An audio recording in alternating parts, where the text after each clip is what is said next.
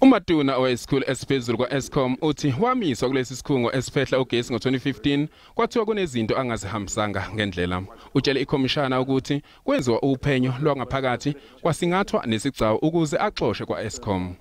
Matona wanikwa incwadi yokumisa emsebenzini ngoNdasa ngo-2015 ngemuva kokuthi yena nomqondiso wezemali banxuswa ukuthi bangabi ingxenye yabethamela umhlangano webhodi. A board meeting from which I was requested to recuse myself.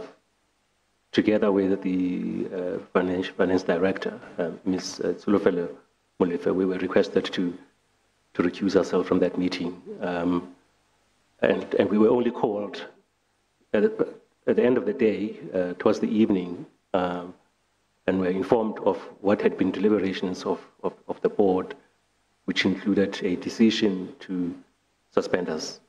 Matona wahamba wayewumangala enkantolo yezisebenzi neyakuchitha ukumisa kwakhe. Ngaleso sikhathi usihlalo weEskom kwanguZola Tsotsi. I applied for the Labour Court to find the suspension to have been unfair and unlawful, and that to the extent that the Labour Court had found as such that the suspension be set aside. Ibhodi labe selimnxusa ukuthi ashenxe Matona njengoba yena nezinye izikhulu babesolwa ngohlelo lokucisha ugesi ngenhloso yokuwonga.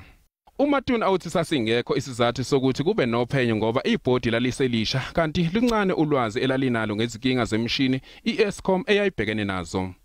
I did say that we were forecasting that load shedding would occur for a period of time to come. I couldn't have said 5 years because actually I was optimistic that we would resolve the load shedding problem earlier than 5 years. So I don't know where the 5 years came from. But certainly, based on where I sat, understanding the nature of the problem the company faced at the time, load shedding was going to be part of the life of the company for a while. Matona uthi kwagcina kutholakale ukuthi akukho okungalungile akwenza eEskom. Matona nguyena owayeyisikhulu esiphezulu eEskom ngekathi iphephandaba elaliphethe ngabakwaGupta iThe New Age Media ithola uxhaso lwezigidi ezingamashumi 43 eEskom. Izigcawu sizoqhubeka kusasa.